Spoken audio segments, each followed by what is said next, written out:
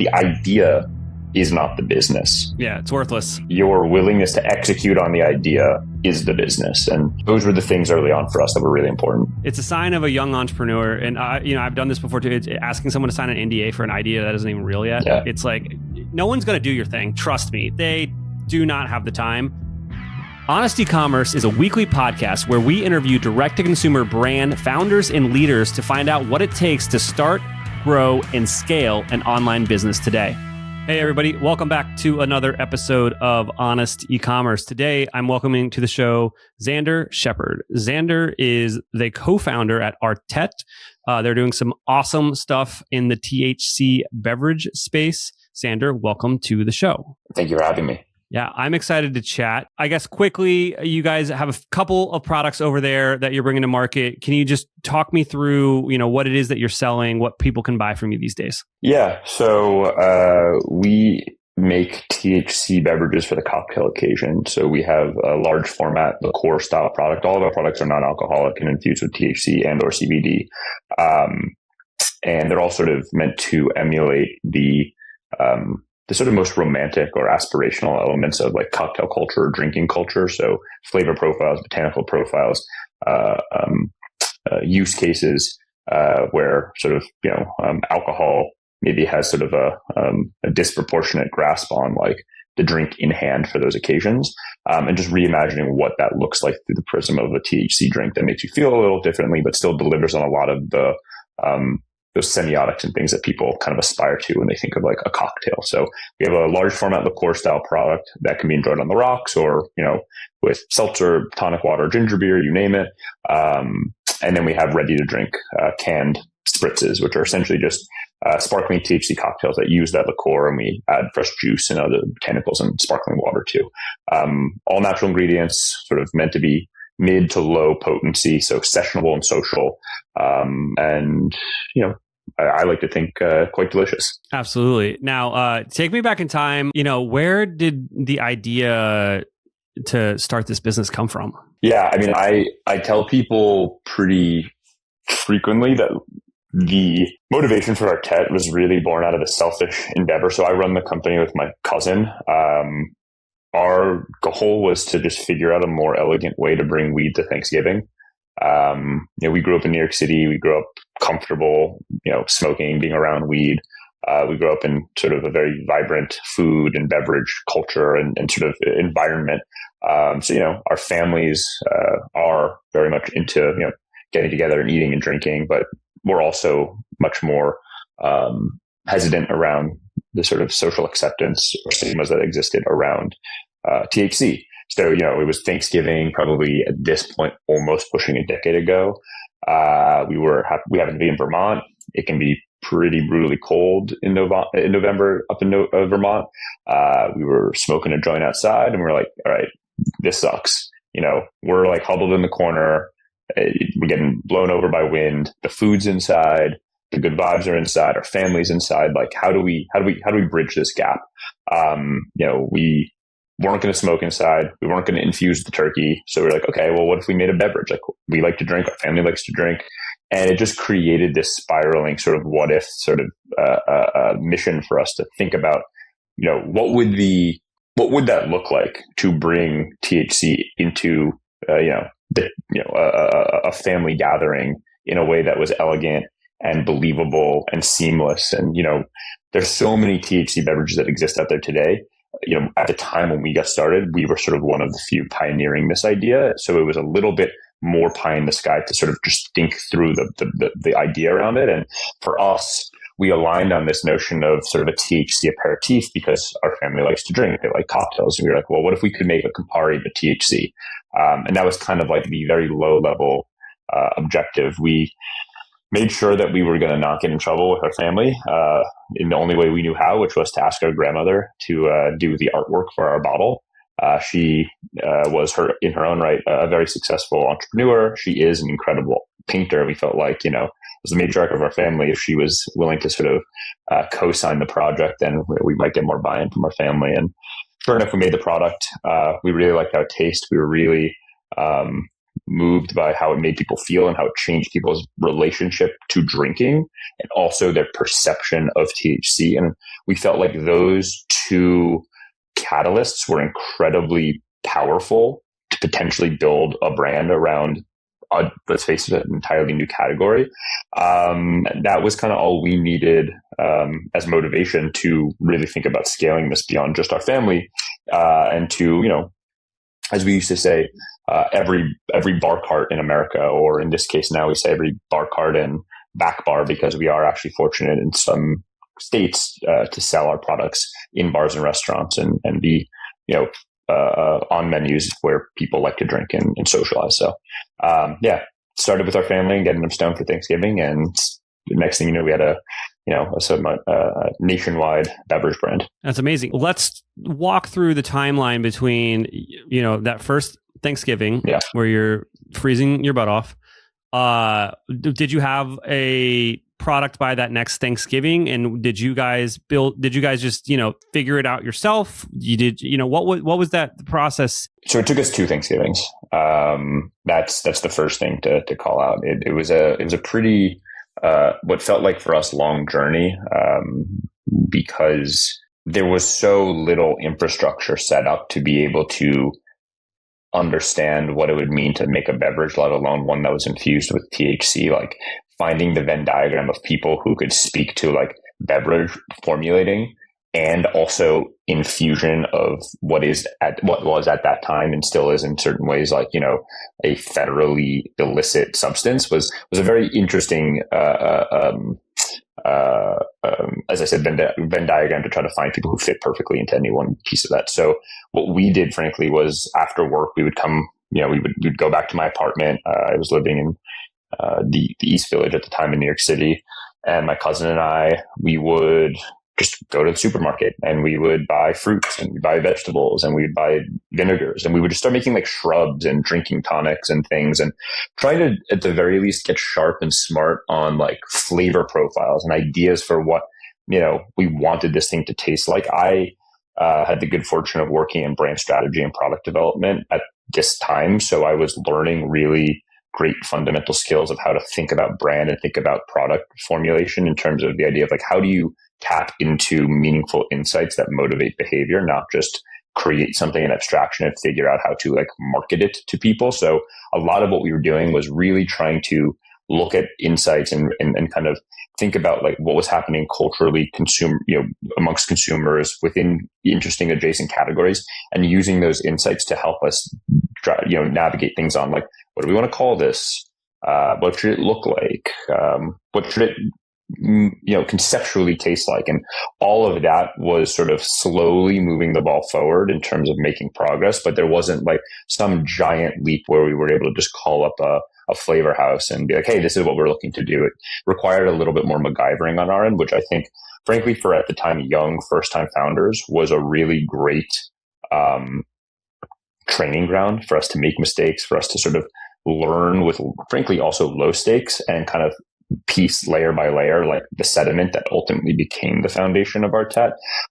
But we were fortunate enough at a certain point to, just through sort of sheer will of traveling to markets where these, dispensary channel categories existed, start to meet people, talk about what we're trying to do. One person connects you to another person, connects you to another person. And next thing you know, you start to like find the pieces that help bring this to life, whether it be on the formulation side to work with real, legitimate, fantastic food scientists to make sure we could make a product that didn't just come out of our refrigerator and say, this is what we would give to our friends at a dinner party, but a product that could be made at scale that's food safe and legitimate and also infuse it. I'm not ashamed to say that we legitimately thought that the way we would infuse it the first time we made it was putting weed in a Vitamix and blending it. I had to explain to my mom why I broke her Vitamix. That is not how you make an infused beverage. There's really great scientists and companies that help you infuse products in ways that are stable, consistent, work as advertised from first drop to last. So there's no anxiety around how potent something might be. And all of those things were just sort of hurdles we have to get over, and meeting one person after the other and layering those things together to get to a point where we felt like, we could have a bottle ready to manufacture and sell. But we talked about sort of as a company, like we had this little mantra that was just like, just one bottle. in our mind, we were like, getting from 0 to 1 was such a momentous milestone for us in terms of launching a product that had never existed before. We weren't making our own take on a tequila or, our spin on coconut water or something. We were creating something that never existed before, or in a commercial sense. And that was the objective. Can we just make one? Once we've made one, we can figure out how to go from one to thousands or millions or whatever it might be. But that was a 2-year journey of really just, whatever they say, burning the midnight oil and kind of working after work. Most brands outgrow their legacy choices long before they switch. Bad platform decisions do not fail all at once. They fail slowly, then suddenly. First, it is one workaround, then another tool, then another integration that is duct taped on top, and eventually your team is spending more time managing the stack than actually marketing to customers. Eventually, rebuilding is less painful than staying, usually when it starts to show up on the P&L. That's when scaling brands simplify and standardize on Klaviyo. Klaviyo is the AI-first B2C CRM. It combines your customer data, email, SMS, analytics, and customer experience tools into one platform, so you're not stitching together 5 different systems just to understand what your customers are doing. Your database updates in real time, your segments update automatically, your flows, campaigns, and personalization all run off the same source of truth. And that shift is why many brands are moving to Klaviyo. Brands like Dollar Shave Club have reduced total CRM stack costs by over 30% after consolidating onto Klaviyo. Multi-brand operators like Mark Fisher have migrated multiple brands and drastically reduced the time required to execute CRM marketing. And brands using email and SMS together inside Klaviyo are seeing massive ROI compared to running channels in separate platforms. The big unlock is simplicity and scale at the same time. Klaviyo is built for marketers, not for engineers. It is built for online businesses just like yours, and it is built for where e-commerce is going, not where it was 5 years ago. If you're running email and SMS across multiple tools, or you're on a legacy platform and thinking about your next phase of growth, it's probably time to look at Klaviyo. Go to klaviyo.com/honest and see why hundreds of thousands of brands have already made the switch. That's klaviyo.com/honest, klaviyo.com/honest. So there is this, I talk about it a lot, and I'm going to keep doing it because sometimes advice is just great and you have to hear it a couple times. But this concept of like your surface luck area, right? Okay. And the more that you're talking about the things that you want to do or are doing, the more likely that luck will find its way to you. And some examples of this, in my real life, I was looking for a home and the market was weird, and I was looking for a specific type of home, and was talking about it, place here and there, friends, family, etc. I was put in touch with 4 or 5 opportunities that were all off market to buy potentially exactly what I was looking for. Yeah. And it was only because I was talking about it and going to places where this might be a thing, right? And it also is kind of the whole concept behind why you produce content as any sort of service provider or as an agency. So do you think that you guys talking about this idea and going to these markets you kind of already said it, but I want you to repeat it loudly for the people in the back, was paramount to you getting this thing done? Yeah, no, absolutely. I mean, I can think about I can think about the coffee date, if you will, right? Like the person I had the coffee with at the coffee shop in Los Angeles, that was that accelerant that we were looking for, that came from an introduction from somebody else, 100%. We were always and are motivated by sports analogies, but I think sort of the one that for us really resonated and also kind of reflects what you're talking about. We always used to say we just want to hang around the hoop, right? And so for basketball people out there, for those who aren't familiar with basketball, our thought was if you hang around the hoop, it's scrappy, you can get the rebound, maybe you put it back up for an ugly 2-pointer, maybe you kick it out and you get an assist, but that sort of scrappy nature over the course of a game or a season, you might turn around and say, oh my God, we have a double-double, or we have a triple-double, or we've put up, great numbers, but it was sort of these non-flashy, small things that, again, sort of, I guess in your sense, you create a broader surface area for luck to find you. That was sort of our way of thinking about that. And absolutely, if we hadn't got, I was living in New York, from New York. I've always lived here, but we were going out to Los Angeles constantly, going to San Francisco, going to San Diego, just to kind of get in the game and meet people and figure out how to materialize this thing. And a lot of times it comes from feeling confident in your ability to execute if given the sort of, opportunities to execute, and feeling comfortable sharing and feeling comfortable sharing that with other people, right? Mm-hmm. Not sharing your idea that they're going to do it, but believing that like you can be open about what you're trying to do and not assume that everyone around you is trying to steal your idea. Yeah. Right. That was one of the things as well that I think was really helpful. Like being able to talk open about what we're trying to do and have somebody be like, that's cool. I would love to drink that. I'm not going to do that, but I know somebody who might help. Like all of those things really help accelerate it. And I think that's sometimes something that it's a natural instinct, but that people can get wrong, which is like the idea is not the business. Yeah, it's worthless. Your willingness to execute on the idea is the business. And those were the things early on for us that were really important. It's a sign of a young entrepreneur. And I've done this before too. It's asking someone to sign an NDA for an idea that isn't even real yet. Yeah. It's like, no one's going to do your thing. Trust me. They do not have the time, especially when you're asking smart people who are like, I'm not going to talk to my lawyer about this. You're just not going to get free advice because you're putting up walls to have what should just be a genuine connection.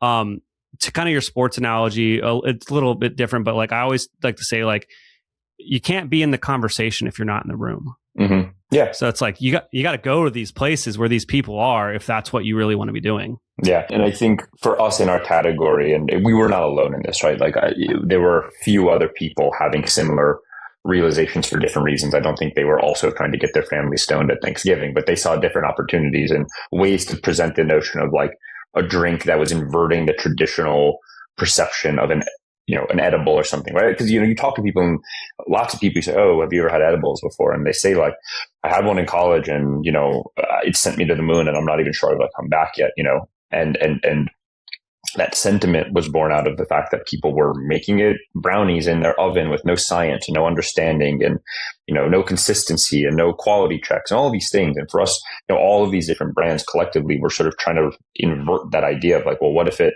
was like, what if it was a lot of volume and a little bit of strength and it mirrored the way you might feel after drinking a beer or drinking a glass of wine or whatever it is. The thinking and the way we've spoken about it has become more nuanced since then in the ways of just being like, oh, it's like one glass of wine.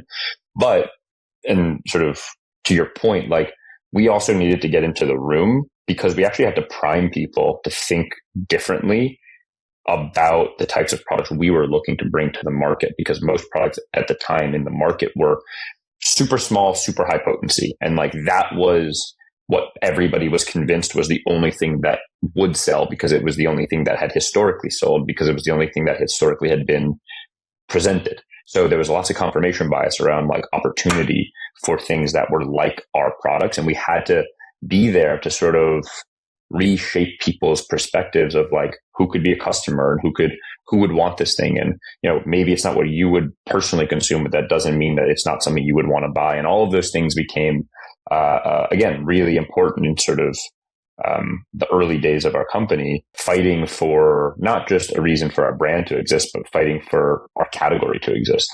Hey, everybody, just a quick reminder. Please like this video and subscribe if you haven't. We're releasing interviews like this every week, so don't miss out. Now back to the interview.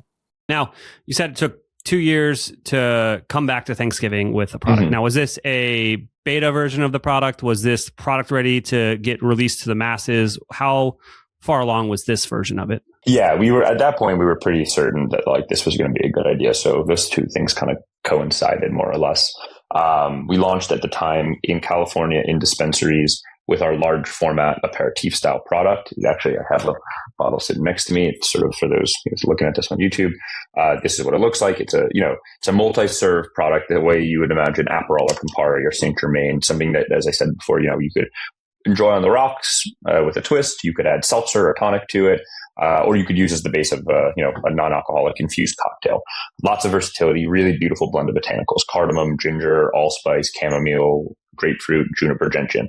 I don't always remember them, but that time I think I nailed it. And we launched in California in dispensaries with this product, and it was admittedly it was an uphill battle because of the fact, as I mentioned, we were a big product, we were low potency by comparison to the rest of the product market, and also like we were in a channel that is not best set up to distribute beverage. We looked at it as an opportunity to learn and to find and identify product market fit with just consumers, even if there was a tremendous amount of friction to get the product to the customer, right? If you go into a dispensary, they are, for the most part, you have to show your ID upon entering, right? So that kind of removes most like window shopping, right? You're kind of going in with an intent to purchase already. So that's an uphill battle, number one, to say like, hey, maybe you've come in because you're looking to smoke something or to eat a chocolate. Can I interest you in a beverage? So that's challenging, right? You also have to get people, and they have to be willing to more or less pay cash. We have, for the most part, in just about every other industry, moved to predominantly cashless. So here's a retail experience that requires cash. So those friction points were complicated for us, and we knew that. But we also made sure to never get out over our skis in the way that we produce product or raise capital or whatever. We were like, let's just learn. We're young. We've never done anything like this before. We believe the future state is one in which we might be able to sell this, online through e-commerce channels. We might be able to sell this in bars and restaurants. We might be able to sell this in liquor stores and work with, traditional beverage distributors. But like, let's make all the mistakes that we're going to make in this smaller environment where the stakes are lower relative to all of that, and be prepared for that occasion in that moment. Now, kind of accelerating and jumping forward a little bit. I got one question before we hop forward, because I know a lot of your story. There's a cheat sheet for these things, everybody. How did you get in those stores? Like, how did you get in those dispensaries? That's like, you don't just do that. Just doesn't happen. So what did you do to get that distribution? We were politely, or I should say professionally relentless, maybe to make a term, right? Some of it was just like, you just got to keep trying. You got to keep talking. You got to keep sort of helping yourself get in the game, as you said. And I remember we were talking to the buyer of one of the very first stores that ever brought us on. It is a store called The Pottery in Los Angeles. It's a dispensary. It's really cool. It's got great branding. The buyer looked at our product and the potency of it and was like, I could drink this whole thing in one go. And I remember sort of reframing to him something to the effect of, I was like, a person who owns a wine, if somebody who owned a wine store only stocked the store with things that they personally drink, it wouldn't be a store, it'd be a private collection. And he laughed and he was like, kind of chuckled to himself. And he was like, I didn't think about it that way. And I think that little subtle reframe to him was like, maybe this isn't for me, but actually that might mean that there's like incremental customers who may come into our store because the products that I want are super high potency, but the products that this represents in a customer base may be looking for something else. And that's potentially a new revenue channel. That was part of how, we were able to frame the reason why they should take a chance on us, right? And then beyond that, I told them, if they let us, I would bring a pillow and a sleeping bag, and I'd sleep in the store and just look at every customer who tries it, who buys it, who asks questions, learn as much as possible, so we could ourselves iterate as quickly as possible on how we talk about it, on how we, change that we would maybe have to make the packaging, et cetera, right? Like, we technically refer to our product as a THC aperitif, right? We learned pretty quickly. A lot of people had no idea what an aperitif is. So not only are we now educating people on the fact that all of a sudden there's like cool THC beverages, we're explaining to them THC beverages and what an aperitif is and trying to meet them in the middle on that. It was like, okay, it's too many words. Like, we're going to lose people. So like, we can be less precious. Why do we call it a liqueur or just a THC beverage? Like, some of the branding that was maybe branding for branding's sake was not relevant at the time of just trying to get up to altitude. But yeah, a lot of it was like, start in one store, really do well in that store. And if that store is a part of, and then the store we did well in was a part of not a conglomerate, but had like, 6 or 7 other stores in their network, they reached out. They're like, hey, this is going well for us in Los Angeles. Like, I know we're opening up a store in Santa Barbara. Like, let's put you up in our store in Santa Barbara. And, actually, why don't we have you be part of our like opening set? So we'll design you into the store a little bit more with a little bit more purpose. And then, these things slowly snowball and go from there. But yeah, it was just, we positioned it as a chance to give these stores a new revenue stream with a new customer. It made sense to us. We didn't know if it was actually going to sort of come to life. And in some ways it did. And obviously there were a lot of challenges that we had to sort of confront as well, as I mentioned and alluded to earlier, around just the friction of selling products like these in dispensaries versus selling them in a liquor store or something, where there's different rules and regulations around how you can merchandise and how much product you can have at any one time, which just leads to more efficiencies for price and whatnot. But that was it was really just trying to help frame to them that Artet represented opportunity, not, nuisance. Hey, store owners. Do you know how profitable your last big decision was on your Shopify store? Most testing tools make it easy to measure design changes, small tweaks, headlines, layouts, button colors. But what about the decisions that really move the business? Pricing changes, shipping rates, discount strategy, even new apps and tools. Those are usually left to gut feel. Intelligems brings CRO-level clarity to decisions that live beyond the page.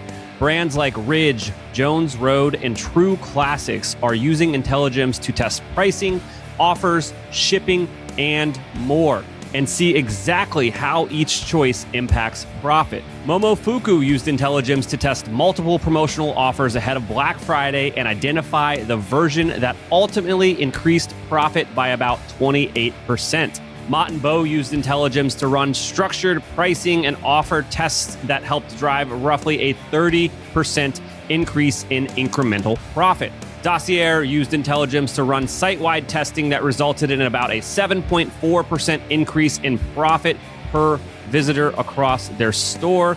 They have a bunch more case studies on their website. I'm a big fan of Intelligems. We use Intelligems to test major site changes, new theme launches, and throughout ongoing CRO work. So when we are making decisions around design, pricing, offers, etc., we can be confident that those changes are actually driving more profit for our clients. So before you start changing pricing, promos, and major site experiences across your store all willy-nilly, you should probably test it first. If you're ready to decide confidently and grow profitably, head on over to Intelligems.io. That's Intelligems.io and use code HONEST for 10% off your first 3 months. That's Intelligems.io. Use code HONEST.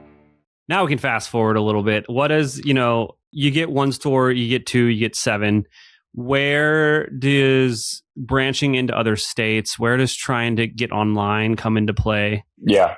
We tried online in the best ways we could through those dispensary channels, and it really wasn't effective. And there's a lot of great companies that did a lot of really cool work to try to make it happen. It just, again, e-commerce is about efficiency and sort of almost in at times, right? Like out of mind, out of sight, just like things happening. Imagine creating like an e-commerce shelf for your product or your brand. And then there's still like, but you have to have cash.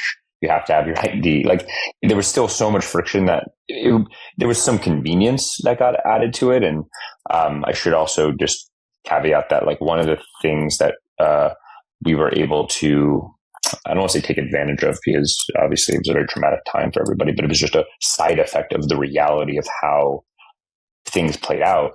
The cannabis sector was deemed essential business in California during quarantine and COVID. And most of the deliveries and things that were happening were like home delivery. So there was a brief moment where like people were becoming accustomed to like ordering and getting it delivered. It was still like basically retail shopping, but just, they would bring it to your door and you would pay with cash. But there were like glimmers and glimpses that we saw of like the idea that if we could get it to customers, that we could bypass a lot of that friction that was existing in retail. It didn't ultimately pan out that way for us in like the dispensary channel. And we sort of, pushed e-commerce for a period of time away because it just didn't make sense within the regulations. We did expand into other markets. We expanded into Illinois, where today we have anywhere from like 100 to 150 dispensaries that carry our products, our bottle, as well as we have ready to drink cans, as I alluded to earlier, and that's been great. That market, one of the challenges and why we didn't expand everywhere all at once, and for me, living in New York, was really frustrating, right? Like, I have all my friends and family looking at me working on this brand, and they've never been able to engage with it or see it for years because, we were in dispensaries in California, we were in dispensaries in Illinois. We had to produce, distribute, and sell the product within the walls of the state that we made it in. It's sort of a requisite of working in the kind of capital C cannabis THC space. You can't cross borders, state borders, because those are federally regulated, and cannabis is not federally legal. So, markets that have state regulated markets, you can make beverages if you want, but you got to make it, sell it there. So there's some inefficiencies with that, and it's not ideal. But at the very least, Illinois was a viable and compelling market for us. Fast forwarding a little bit more, and I think more relevant now, is that there was a very meaningful transition that happened within our overall category. And admittedly, we were kind of later to the game on this than some of our peers. But we have all sort of collectively seen the value in being able to create our products at scale and introduce them to channels where more people can engage with them by means of using THC that is extracted from a hemp plant, not from a cannabis plant. The THC in a hemp plant and the THC in a cannabis plant, as far as I'm concerned, is identical. The quantities of the THC in a hemp plant versus a cannabis plant, the percentage of it over the overall makeup is what makes one thing cannabis and therefore federally illegal, and one thing hemp and federally legal. Science got better at being able to extract THC from those hemp plants and make them viable to make a 5 milligram, a 2 milligram, 2 milligram, our bottle's 2.5 milligrams per serving. We were able to make our bottle using hemp, right? We were able to make our 5 milligram cans of our spritzes using hemp. That opened up the ability for us to start, warehousing centrally, distributing nationwide centrally, selling into wholesale distributors who distribute alcohol and therefore selling us into liquor stores, therefore selling us in markets where the regulations allow it, into bars and restaurants, and also more importantly, launching an actual DTC e-commerce site. So that probably is coming up on 3 years for us now, and that was the radical inflection point, if you will, within the sort of life cycle of not just our business, but I would argue the category at large. Absolutely. Yeah. The category has definitely seen explosive growth, by just identifying that and running with it. Yeah.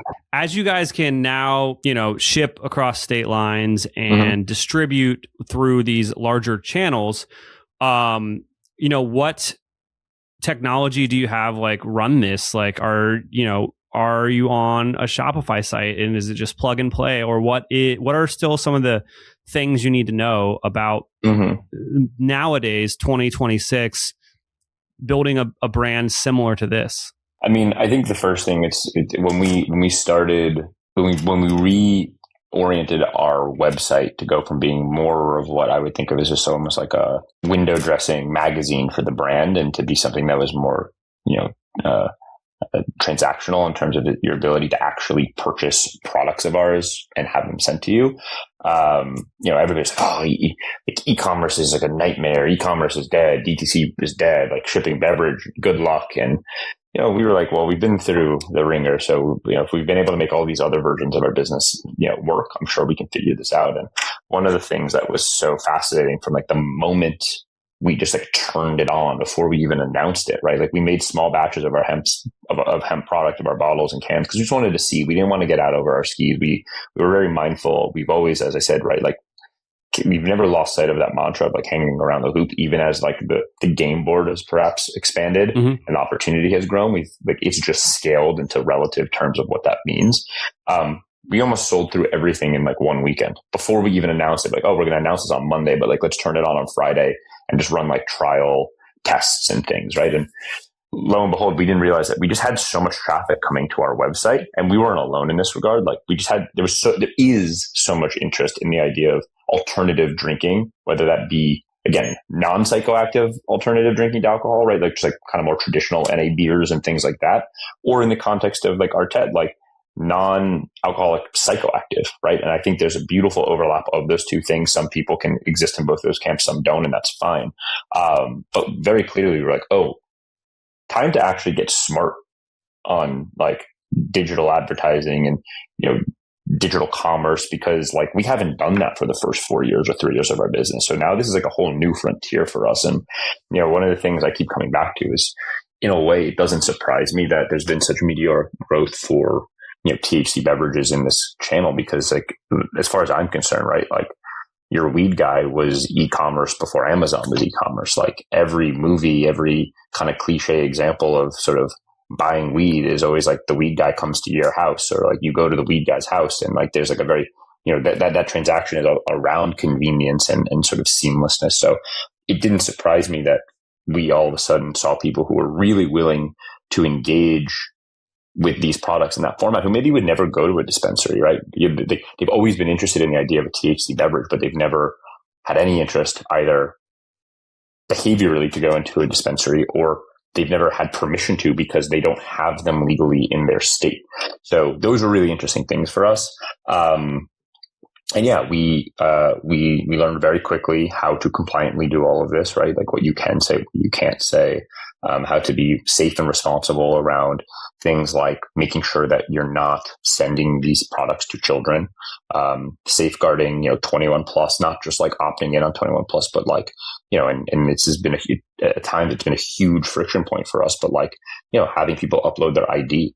There's great plugins that can like literally scan someone's ID and match it to the credit card or match it to the address or things like that. So we've trialed stuff like that, just again to make sure that we're responsibly moving products like these to people. But the general consensus and takeaway is that people want them and that people are looking to them to enhance their life, not sort of distract from it or whatever. That was a little soapboxy, that last response there, but it was, if anything, it was sort of I think encapsulating the reinvigoration me and my cousin had once we sort of removed a few of those friction points that we had historically become so accustomed to. I have been in business for nearly 20 years, and very few companies I have hired in that time have performed as well as Electric Eye. They have knowledgeable staff, and our project was delivered on time and on budget. Electric Eye has exceeded my expectations, and I look forward to working with them again. That is a direct quote from one of our clients at Electric Eye. Electric Eye is a Shopify Plus partner that has helped over 100 brands migrate, redesign, and optimize their stores since 2016. If you'd like to increase your conversion rate, average order value, and revenue per session, we are the true Shopify experts you've been looking for. Right now, we're offering a free diagnostic to qualified brands that reach out and mention the podcast. Visit electriceye.io today to schedule a call and send us a message. Find out why we have over 50 5-star reviews in the Shopify partner directory. Again, that's electriceye.io,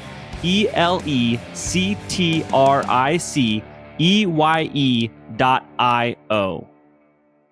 Awesome, Xander. Now, before we go, there's obviously risk in a category like yours that has some interesting legalities to it. I'm in Ohio, and just last week we passed some laws, right? Sure did. How do you deal with what we're doing over here or in any state and federally? So, I mean, I think there are so many brands that have entered this space that probably would answer this question differently based on when they entered into this overall, kind of journey.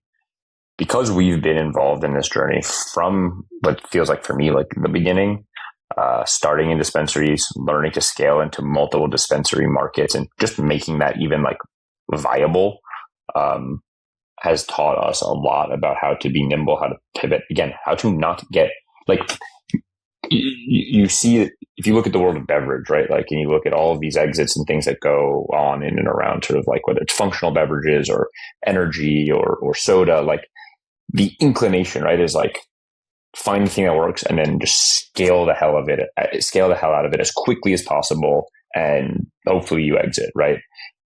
Raise a ton of money or whatever it is. I think we've never approached our ambitions.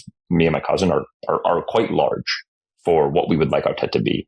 Our time frame for how we execute that is constrained to the reality of what we feel like the market can support within the reality of everything from consumer interest, regulatory landscape, et cetera, right? Like we've always felt like, why play all your pieces before you see the whole game board? And I think there are brands who have played a lot of their pieces, not knowing the game board, anticipating the game board ending up one way, and it ending up differently, and some that have probably timed it and done it perfectly, right?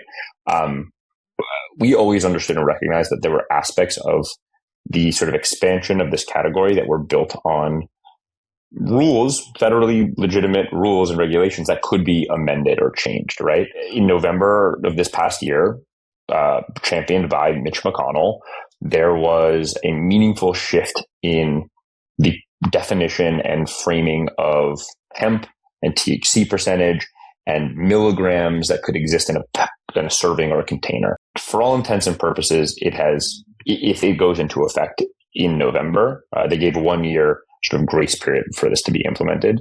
If it goes into effect, it will virtually take all of the products that people have become accustomed to, consuming or seeing or whatever.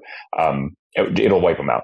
So, you'll lose brands, you'll lose the people who work for those companies, stores who have built meaningful revenue selling these products responsibly to, people will lose money. They may go out of business themselves. Like, it will be somewhat catastrophic, right? But if you take a step back and understand how and why this all happened to begin with, and there's a lot of hope and a lot of people pushing and lobbying and framing the safe, sensible ways around how to sell these products into the market.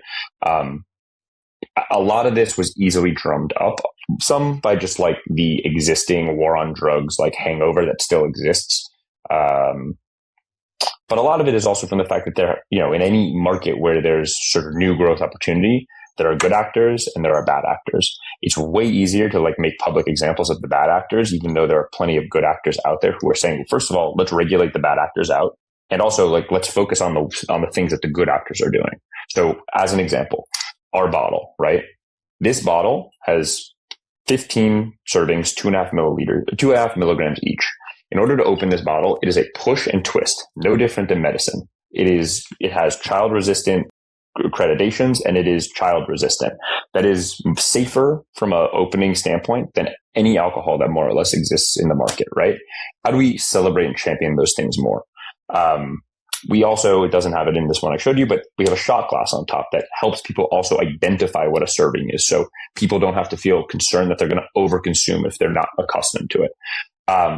In the absence of elevating and celebrating these types of behaviors, and we're not alone in doing these types of regulations, but in the absence of that, it's way easier for governors, attorney general, et cetera, to point to like the product that's in a gas station that is 12 ounces and has 100 milligrams in it, right? Like maybe that doesn't deserve to exist in a gas station. Maybe it should only exist in a dispensary where there's tighter regulations and requirements around how somebody can get their hands on that and get access to it. What has happened, and obviously at the federal level, and certainly more recently, as you mentioned in Ohio, at the state level, is like fear mongering has sort of allowed for those types of bad actor examples to be the focus point around why this shouldn't exist at all, instead of, hey, we want to create safe regulations, whether it be potency caps, potency limits per can or per container, child resistant protections that don't allow children to engage with it, 21 plus requirements for all products that have THC in it. And I think the category was a little naive and a little bit overzealous that like it was just going to be like growth. Nobody was going to hold anybody accountable. And that was that. November was a fairly sobering moment for all of us. But what's been really encouraging is that you see people from the world of THC, you see people from the world of non-alcoholic, you see people from the world of alcohol kind of all rallying together saying like, hey, there are 3-tier systems that allow for alcohol to be regulated safely and distributed safely to retail stores. Like, can we create pathways that allow products like Artet to exist in those channels and feel comfortable and confident that, like all of the alcohol that exists in a, whether it be your grocery store, whether it be your local liquor store, et cetera, that like there are mechanisms that prevent kids from getting their hands on them, or that when you bring it into your house, it sits in your liquor cabinet or whatever, and children are told not to consume it, that like that makes it safe and viable, right? So a kind of wandering statement here, but like the fact is a lot of these laws are dictated by sort of antiquated regressive fear mongering than kind of looking and responding to like, one, what do consumers want? Right? What are they signaling they are interested in? And two, based on those demands and interests, how can we look at examples of safe, responsible self-regulation to inform industry regulation? So, as it relates to things like Ohio was a little bit surprising. There was language that would have codified the protection of beverage, and it was bipartisan approval, and the governor just at the last second had a line item veto to cross it all out. And that's politics. What are you going to do? You can't really compete with politics if that's the sort of at the end of the day. But what we can do is continue to champion and speak about how we can safely distribute responsible, safe products that have, every single one of our batches we make has a COA.